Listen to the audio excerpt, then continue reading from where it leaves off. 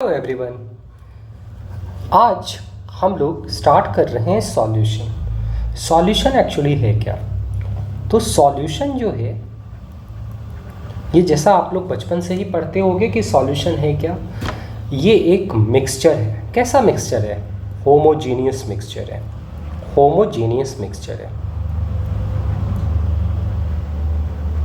है।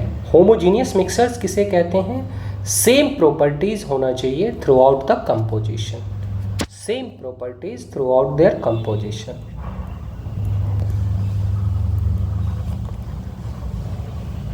Through out their composition.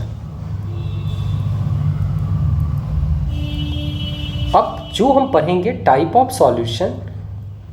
Solution जो हमें पढ़ना है वो कैसा सॉल्यूशन है? बाइनरी है। बहुत तरह के सॉल्यूशन हो सकते हैं जिसमें 2 कंपोनेंट हो, 3 हो, 4 हो, 5 हो, लेकिन हम लोग को बेसिकली पढ़ना है binary solution. Binary solution, binary का मतलब होता है 2। तो इसके 2 कंपोनेंट्स हैं। कौन कौन सा? एक कंपोनेंट है जिसको कहते हैं सॉल्यूट और दूसरा कंपोनेंट है जिसको हम लोग कहते हैं सॉल्वेंट। सॉल्यूट इसमें ये जो सॉल्यूट है ये लेस अमाउंट में रहता है और सॉल्वेंट मोर अमाउंट में रहता है। और एक और चीज़ कि जो मिक्सचर है उसमें सॉल्यूशन की कैटेगरीज उस मिक्सचर्स को बोला जाता है जिसमें particles size in terms of diameter कितना होना चाहिए? टर्म्स ऑफ डायामीटर होगा इसका कितना? 10⁻⁻⁹ मीटर से छोटा। एक्चुअली जो पार्टिकल्स हैं उसको कंसीडर किया जाता है एक स्फेयर की तरह, तो उसका जो डायामीटर होगा वो 10⁻⁹ से छोटा है। तो मिक्सर कैसा बनेगा? होमोजीनियस मिक्सर बनेगा। तो ये हमारा था आपका सॉल्यूट और सॉल्वेंट जिसका लेस अमाउंट हो सकता है। अब देखते हैं कि types of solution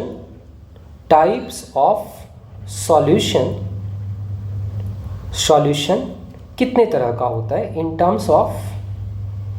terms of the state.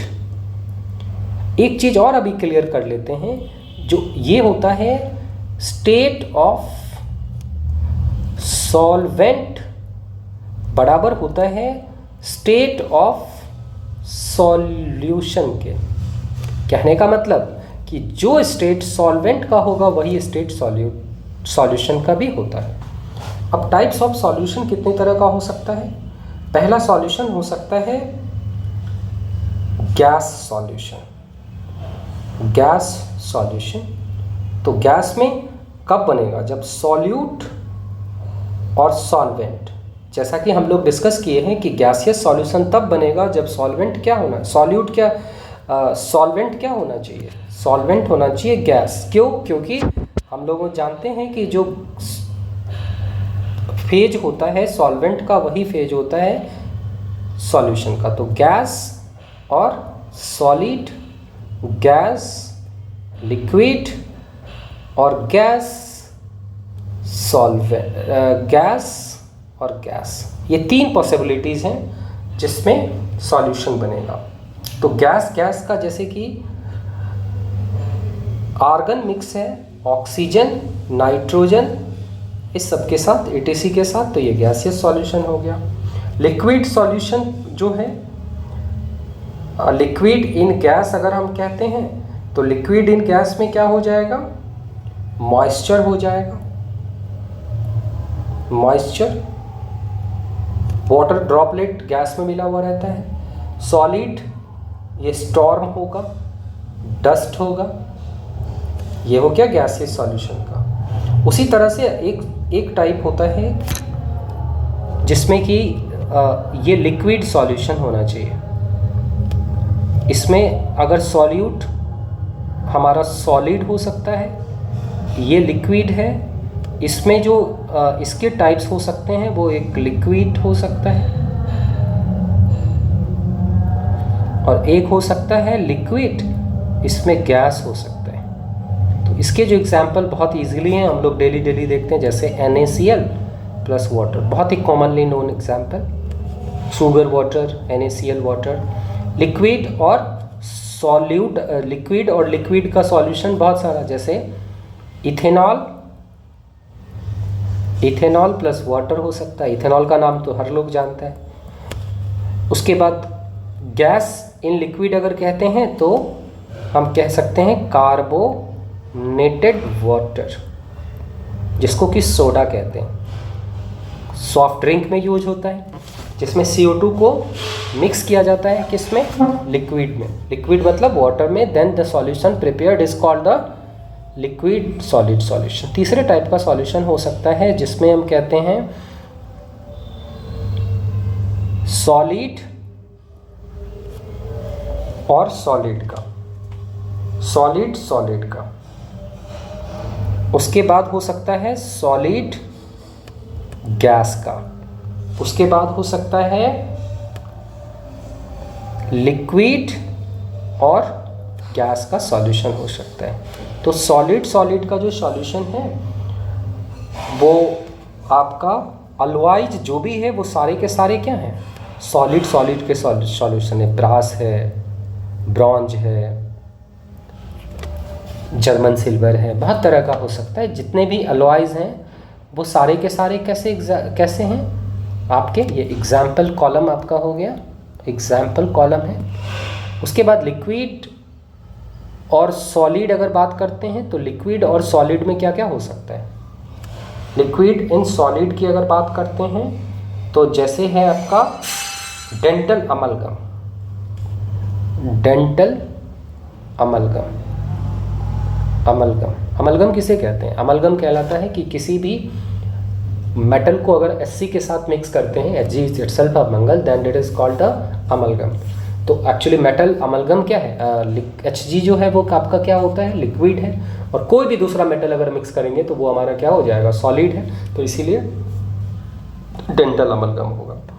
मतलब इसमें एक्चुअली डेंटल अमलगम जो बेसिकली हम लोग यूज़ करते हैं वो Ag इन Hg होता है, ठीक है।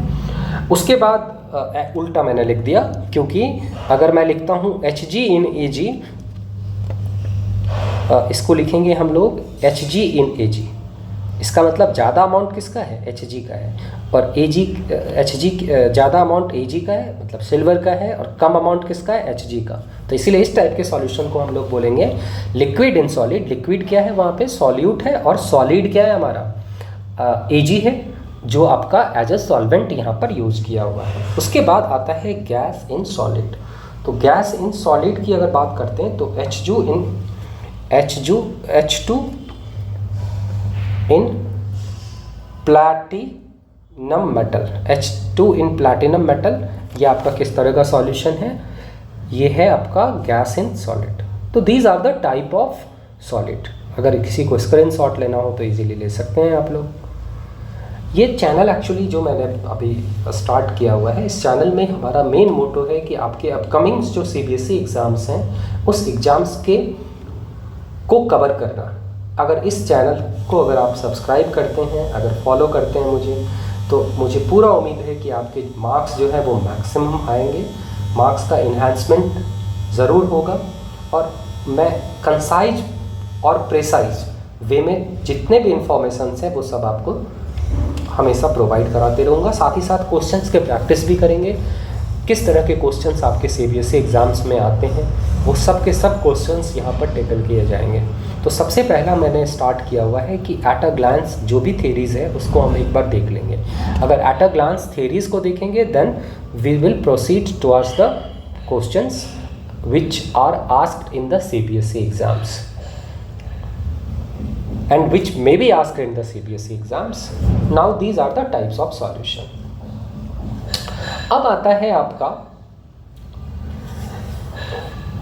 जो हम लोग देखेंगे वो आपका सॉल्यूशन का जो टाइप्स होता है। एक आता है सैचुरेटेड सॉल्यूशन।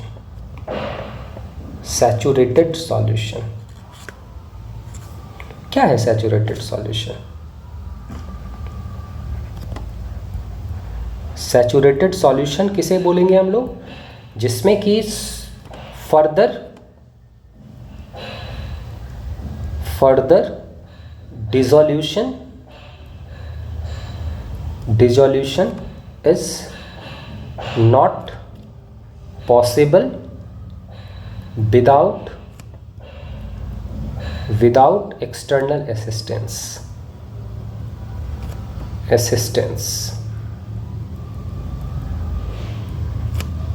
यानी कि अगर हमारा सॉल्यूट अगर हमारा है सॉल्यूट, अगर हमने लिया सॉल्यूट प्लस सॉल्वेंट मिला करके अगर सॉल्यूशन बनाएगा, तो ये देखो सॉल्यूशन, ये एक काइंड ऑफ इक्विलिब्रियम है। और इक्विलिब्रियम पे हम लोग जानते हैं कि अगर इक्विलिब्रियम अचीव हुआ तो जो अमाउंट सॉल्यूट सॉल्वेंट का है वो अनअल्टर्ड रहता है। तो इस डायरेक्शन में फर्दर डिसोल्यूशन नहीं होगा। इस डायरेक्शन को हम लोग बोलेंगे डिसोल्यूशन, और इसके अपोजिट डायरेक्शन को हम लोग बोलते हैं प्रेसिपिटेशन। तो फर्दर इसका डिसोल्यूशन नहीं होगा, तो this is called saturated solution. और इसी सैचुरेटेड सॉल्यूशन से एक टर्म्स आता है सॉलेबिलिटी। सॉलेबिलिटी किसे कहते हैं कि maximum amount of solute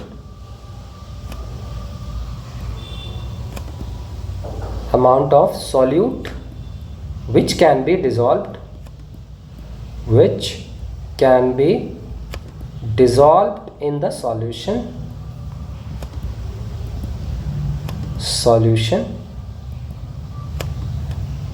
dissolved in the solution, उसी को हम लोग क्या कहते हैं, solubility। जितना मैक्सिमम अमाउंट होगा without affecting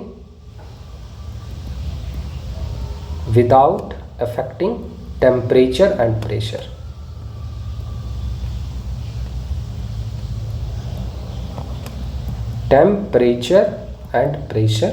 जितना अमाउंट हम लोग डिसॉल्व कर सकते हैं वो क्या है, सॉलेबिलिटी है। ये था आपका सॉलेबिलिटी का। उसके बाद है एक टाइप का सॉल्यूशन होता है जिसको हम लोग बोलेंगे, ऑब्वियस सी बात है, सैचुरेटेड मतलब फर्दर नहीं, और अनसैचुरेटेड का मतलब अनसैचुरेटेड अगर टर्म्स आता है अनसैचुरेटेड सॉल्यूशन, तो कि सॉल्यूशन जिसमें क्या हो, solution in which further solute can be dissolved, further solute अगर डिसॉल्व किया जाता है तो उस तरह के सॉल्यूशन को हम लोग कहते हैं सैचुरेटेड। दूसरा होता है सुपर सैचुरेटेड। तीसरा एक अगला टर्म्स है जिसको हम लोग बोलेंगे सुपर सैचुरेटेड सॉल्यूशन। तो सुपर सैचुरेटेड सॉल्यूशन किसे बोला जाएगा, इसमें है कि if a solution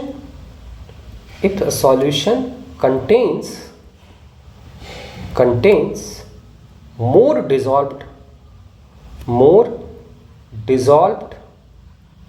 solute than it should be at a particular temperature। कहने का मतलब कि एक टेम्परेचर पर में अगर एक कुछ जितना अमाउंट किसी भी पर्टिकुलर टाइप के सॉल्यूशन में डिसॉल्व किया जा सकता है, उससे ज़्यादा डिसॉल्व करते हैं तो उसको हम लोग कहते हैं सुपर सैचुरेटेड सॉल्यूशन। तो ये था हमारा टाइप ऑफ सॉल्यूशन जो हमने देखा। अगला टर्म्स आता है concentration. Actually concentrations of the solution, ये बहुत इंपॉर्टेंट है कि कंसंट्रेशन क्या है सॉल्यूशन का। तो ये बेसिकली बताता है proportion of solute in solvent. तो सबसे पहला जो बहुत ही कॉमनली है उसको हम लोग कहते हैं मास परसेंटेज। मास परसेंटेज क्या होगा, इसको W/W के नाम से भी जानते हैं। तो ये अगर मान लेते हैं कि किसी भी, जैसे एक्चुअली जो अभी हम बात कर रहे हैं वो सॉल्यूशन कैसा है, बाइनरी सॉल्यूशन है। तो अगर बाइनरी सॉल्यूशन में अगर जिस भी कंपोनेंट का मास परसेंटेज निकाल रहे हैं तो मास परसेंटेज जो होगा, mass percentage of a component divided by mass of total mass of solution into क्या लिख देंगे, 100% है तो ठीक है। अब अगर सपोज ए एंड बी दो कंपोनेंट है, बाइनरी चूंकि सॉल्यूशन है जिसका एक कंपोनेंट ए है बी है, अगर ऐसा भी कह ले कि इसको हम सॉल्यूट कहते हैं और इसको सॉल्वेंट कहते हैं, तो जितना मास परसेंटेज ए का होगा दूसरे का मास परसेंटेज 100 में से सब्ट्रैक्ट कर देंगे तो दूसरा का, अगर सपोज कि इसका x% है मास परसेंटेज तो इसका 100 माइनस x हो जाएगा। तो ये मास परसेंटेज का सवाल था। इसके बाद सेकेंड टर्म्स होता है mass by volume percentage, mass by volume, तो W/V कहते हैं इसमें। यानी हम ऐसा कह सकते हैं mass of a component divided by volume of the solution, volume of solution into 100 बोल देंगे। तो ये हमारा क्या होगा, वॉल्यूम। अगर ml में ले लेंगे तो ml हो जाएगा, ठीक है। तो ये था हमारा मास बाय वॉल्यूम परसेंटेज। इसको लिखेंगे W/V equals to W/V solution, W component का V सॉल्यूशन का इनटू 100 बोल देंगे। तो ये हमारा था मास बाय वॉल्यूम कंपोनेंट। उसके बाद अगला आता है हमारा जिसको कहते हैं ppm। ppm एक्चुअली जो ये यूनिट है ये छोटा अगर अमाउंट ट्रेसेस में है तो उस केस में हम इसको यूज़ करते हैं। जैसे कि सपोज आपका आरओ होता है, आरओ में जो भी इम्प्योरिटीज़ है उसमें अगर आप गौर करके देखोगे तो आरओ पे मेंशन होता है इन टर्म्स ऑफ ppm रहता है। तो ppm का फुल फॉर्म हो गया पार्ट पर मिलियन। मतलब पार्ट पर मिलियन का मतलब 1 मिलियन में कितना पार्ट है, 1 मिलियन ऑफ द सॉल्यूशन में कितना पार्ट है। तो ppm का जो, इसीलिए मिलियन की बात है तो 10⁻⁶ आएगा। इसीलिए हम लोग क्या बोलेंगे कि ppm इज इक्वल्स टू लिखेंगे mass of solute component divided by mass of solution into क्या लिख देंगे, इनटू लिख देंगे 10⁻6 लिख देंगे। क्यों लिखेंगे 10⁻6? क्योंकि 10⁻6 इसीलिए लिखेंगे क्योंकि ये मिलियन की बात हो रही है। सिमिलरली पीपीबी का मतलब पार्ट पर बिलियन। पीपीबी अगर कहते हैं तो दिस इज कॉल्ड पार्ट पर बिलियन। पार्ट पर बिलियन अगर होगा तो पीपीबी इज इक्वल्स टू होगा mass of solute component divided by mass of solution into 10⁻9 हो जाएगा। बिलियन अगर देखोगे तो 10⁻9 के ऑर्डर में आता है। दैट्स वाई ये हमारा पीपीबी हो गया। अगला टर्म्स है जिसको कहते हैं molarity. Next term is very important, molarity. Molarity का डेफिनेशन होता है number of moles present in 1 litre of the solution. तो मोलैरिटी इसका रिप्रेजेंटेशन m है, ये इसका रिप्रेजेंटेशन है। और मोलैरिटी को क्या कह सकते हैं हम, m। तो ये क्या होगा, number of moles of solute divided by क्या, number of moles of solute divided by volume of the solution into कितना 100। तो ये हमारा 1000 होगा क्योंकि वॉल्यूम ऑफ द सॉल्यूशन 1000 हम तब करेंगे जब ml में, या फिर मोलैरिटी इक्वल्स टू, सपोज इसको हमने बोल दिया NB और इसको बोला हमने V, तो NB अगर V वॉल्यूम है इन ml है, V इन लीटर होगा तो लीटर में नहीं डालेंगे, क्योंकि मोलारिटी का डेफिनेशन होता है number of mole present in 1 litre. तो 1 लीटर अगर डालोगे तो नंबर ऑफ मोल्स किसके बराबर हो जाएगा, नंबर ऑफ मोल्स हो जाएगा मोलारिटी के बराबर। तो this is molarity. Another very important terms is molality. Molality, molality क्या होता है, इसको हम कहते हैं स्मॉल m से रिप्रेजेंट करते हैं।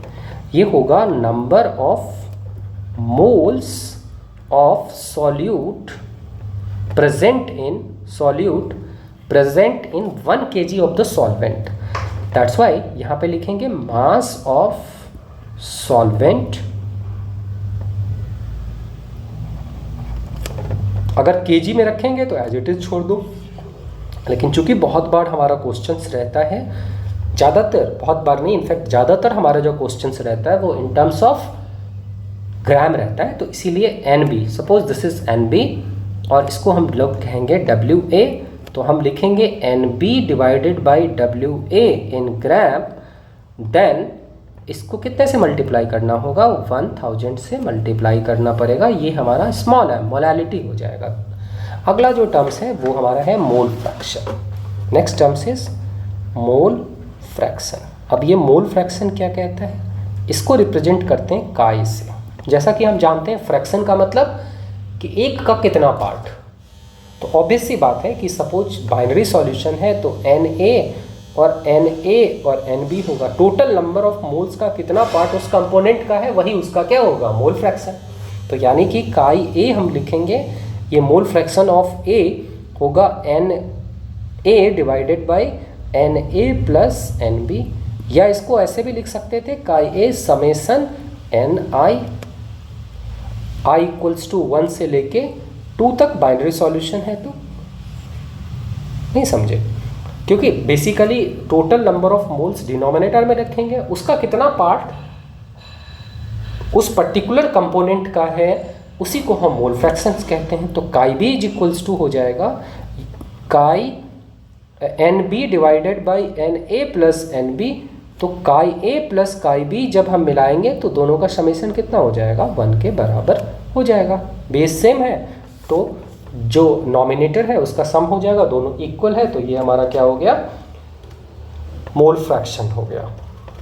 इतना था। एक और टर्म्स है, ये हालांकि CBSE में नहीं आएगा लेकिन हम थोड़ा समझ लेते हैं। नॉर्मेलिटी, नॉर्मेलिटी इसको क्या स्मॉल m से डिनोट करते हैं। जिस तरह से नंबर ऑफ मोल्स होता है उसी तरह एक टर्म्स होता है नंबर ऑफ ग्राम इक्विवेलेंट। पहले ये समझ लेते हैं ये क्या है, number of gram equivalent.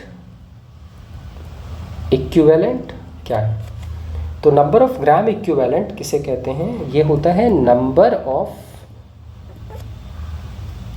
Gram equivalent equals to होता है given mass. Number of gram equivalent होता है given mass divided by given mass divided by equivalent mass. Equivalent mass, अब इक्विवेलेंट मास जो है वो बेसिकली, इक्विवेलेंट मास जो है ना वो बेसिकली होता है molar mass by n factor.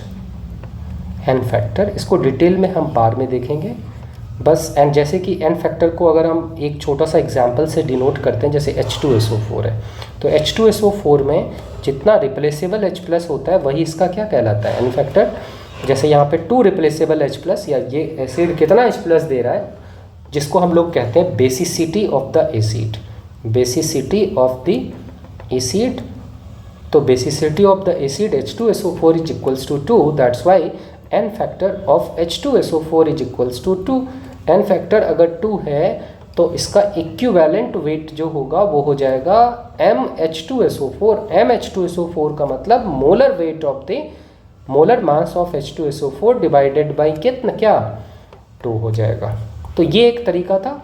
उसी तरह से हमारा एक और होता है चेंज इन ऑक्सीडेशन स्टेट कितना हुआ, उसको भी हम इसके टर्म्स में डिनोट करते हैं। बेसिसिटी की जगह एसिसिटी भी, एसिडिटी भी हो सकता है। अगर कोई मान लो सॉल्ट है तो कितना चार्ज है उस पर, नेट पॉजिटिव, या जैसे कि सपोज दिया हुआ है CaSO4, CaSO4। इस केस में इसका जो n फैक्टर होता है वो होता है आपका 2 होता है, क्योंकि जब इसको हम क्लीव करेंगे तो Ca2 प्लस और SO2 माइनस हो जाएगा, जितना नेट पॉजिटिव या जितना नेट नेगेटिव, क्योंकि नेट चार्ज तो इस पर 0 है। ये एक्चुअली हमारा क्या है, CaSO4 है। तो नेट पॉजिटिव चार्ज इस पे +2 है, नेट नेगेटिव चार्ज भी -2 होगा, क्योंकि कोई चार्ज नहीं है अगर इस पे अगर, और हम जानते हैं कि सॉल्ट जो है वो बना कैसे है, आयनिक बॉन्ड से, तो इसीलिए पॉजिटिव नेगेटिव। तो ये था हमारा n फैक्टर। तो ये यानी कि नंबर ऑफ ग्राम इक्विवेलेंट जो होगा, number of gram equivalent equals to होगा गिवन मास डिवाइडेड बाय क्या, given mass divided by equivalent mass. तो इक्विवेलेंट मास को हम लोग इक्विवेलेंट मास, तो गिवन मास इसको हम कह सकते हैं given mass divided by molar mass into n factor. तो given mass by molar mass को हम क्या कहेंगे, given mass by molar mass जो है वो क्या कहलाएगा बच्चों, कहलाएगा मोल्स। तो मोल्स इनटू n फैक्टर कहलाता है, ये है कि नहीं। यानी कि number of gram equivalent is equals to n into n मतलब मोल, n का मतलब मोल्स इंटू n फैक्टर हो जाएगा। अब आता है नॉर्मेलिटी, इसका यूज़ करेंगे, रिलेशन निकाल दूंगा मैं। नॉर्मेलिटी इक्वल्स टू होता है number of gram equivalent divided by volume of the solution, volume of the solution into क्या लिख दें, इनटू 1000 लिख देंगे। अब number of gram equivalent equals to, जैसा कि हम लोग अभी डिस्कस किए हैं कि n मोल्स इनटू क्या लिखेंगे, n factor divided by volume of the solution, volume of the solution into 1000 हो जाएगा, और इसको हम n कहते हैं। तो n into n moles divided by volume solution का इंटू 1000 इंटू n फैक्टर, और इसको हम लोग क्या कहते हैं, m। तो n equals to m into n factor हो जाएगा। ये बेसिकली हमारा रिलेशन बिटवीन मोलैरिटी और नॉर्मेलिटी का निकल गया। वैसे for your kind information I can say that कि नॉर्मेलिटी वाला टर्म CBSE में अभी तक नहीं आया है, सो फर्दर प्रोबेबिलिटी कम है, क्योंकि जहाँ तक आपका NCERT का सवाल है उसमें इसने पूछा नहीं है। लेकिन फिर भी थोड़ी जानकारी के लिए रख लेते हैं, क्योंकि बहुत सारे क्वेश्चंस ऐसे हैं जिसमें कि ये हेल्पफुल होगा। अगर आगे देखोगे बहुत सारे बच्चे ऐसे भी होंगे जो नीट या JEE की तैयारी करते होंगे, तो उसके लिए normality terms is very much important, in fact specifically for the JEE। Questions जैसे देखते हैं, एक आध क्वेश्चंस इसके देख लेते हैं कि क्या क्या क्वेश्चंस हो सकता है। जैसे सपोज दिया हुआ है कि दिया हुआ है क्वेश्चंस हमारा है कि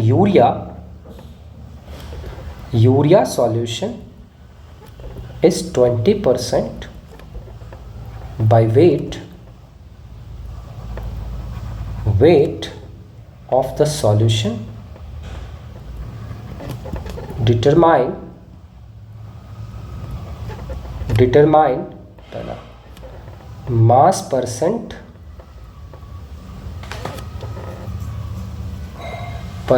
of solution solvent, और दूसरा मोल फ्रैक्शन ऑफ ईच मतलब सॉल्यूट एंड सॉल्वेंट। कैसे निकाला जा सकता है, आसान है। देखो सिंपल सा क्वेश्चन है, 20% अगर बाय वेट दिया हुआ है तो इसका मतलब ये हो गया कि अगर सपोज अगर आपने क्या मान लिया 100 gram is equals to mass of the solution, तो 20 ग्राम क्या हो जाएगा बच्चों, 20 ग्राम हो जाएगा मास ऑफ द सॉल्यूट। 20% का मतलब क्या होगा, देखने से लग रहा है कि 20% एक कंपोनेंट है, दूसरा 80% है। तो जैसा हम लोग जानते हैं कि 20% वाला क्या होगा, सॉल्यूट होगा, क्योंकि जिसका अमाउंट कम है वही क्या है, सॉल्यूट है। अब आपका 80 ग्राम है, तो 80 ग्राम वाला क्या होगा बच्चों, 80 gram will be the mass of solvent है, ठीक है। अब देखिए, पहला जैसे पार्ट था, पहला पार्ट में क्या बोला है, मास परसेंटेज ऑफ सॉल्वेंट। तो सॉल्वेंट का मास परसेंट अगर निकालेंगे तो अगर मान लेते हैं कि ये 80 ग्राम है सॉल्वेंट, कब, जबकि 100 ग्राम सॉल्यूशन है, ये 100 कट गया तो इसका हो जाएगा 80%। इतना करने की भी ज़रूरत नहीं थी, हम देख के ही सीधे 20% था तो 100 माइनस 20 करते, क्योंकि बाइनरी सॉल्यूशन है तो एक का जितना परसेंटेज 100 में से घटाओगे तो दूसरा का परसेंटेज। तो दूसरा वाला क्वेश्चन हो गया मोल फ्रैक्शन ऑफ सॉल्यूट। तो मोल फ्रैक्शन ऑफ सॉल्यूट के लिए मोल निकालना जरूरी है, तो मोल ऑफ द सॉल्यूट क्या हो जाएगा 20। अब उसके बाद आपका क्या बोला है इसमें कि यूरिया सॉल्यूशन बोला है, तो यूरिया अगर बोला है तो इसका मतलब है कि यूरिया हमारा क्या है, सॉल्यूट है। सॉल्यूशन कुछ नहीं है तो डिफ़ॉल्ट केस में हमारा सॉल्वेंट क्या होता है, वाटर। डिफ़ॉल्ट केस मतलब अगर कुछ नहीं पता तो ये हमारा वाटर है। तो 20 ग्राम डिवाइडेड बाई क्या लिख दें हम, 20 ग्राम डिवाइडेड बाई यूरिया का फॉर्मूला होता है NH2CO, तो ये हो जाएगा 60, और ये होगा मोल फ्रैक्शन यानी कि काई ए अगर लिखते हैं, मोल फ्रैक्शन ऑफ सॉल्वेंट कितना हो जाएगा, ये हो जाएगा 80 डिवाइडेड बाई 80। अब हमें मोल फ्रैक्शन अगर निकालना है, chi A equals to 20 by 60 divided by 80 by 60 plus 20 by 60, और इसका जब वैल्यू असेसमेंट करोगे तो ये नियरली आ जाएगा आपका 0.069। ऑब्वियसली NB कितना हो जाएगा 1 माइनस 0.069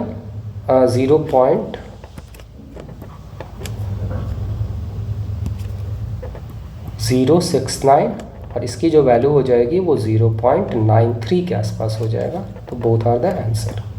आज का वीडियो मैं यहीं पे एंड कर रहा हूँ। एक्चुअली यहीं से कंटिन्यू करेंगे, कुछ क्वेश्चंस करेंगे, उसके बाद फिर हम आगे वाला जो पार्ट्स हैं इस चैप्टर्स के, जिसमें आएगा कौन कौन सा, हेनरीज लॉ आएगा, वो कब आएगा, जब गैस इन गैस होगा तब। उसके बाद हम लोग फर्दर आइडियल सॉल्यूशंस, फिर further colligative properties, went of factors वगैरह करेंगे। उम्मीद है कि आप इस वीडियो को लाइक करोगे और ये आपके लिए बहुत ही हेल्पफुल होगा। मेरा यही फोकस है कि this video will be helpful for you. तब तक के लिए बाय बाय।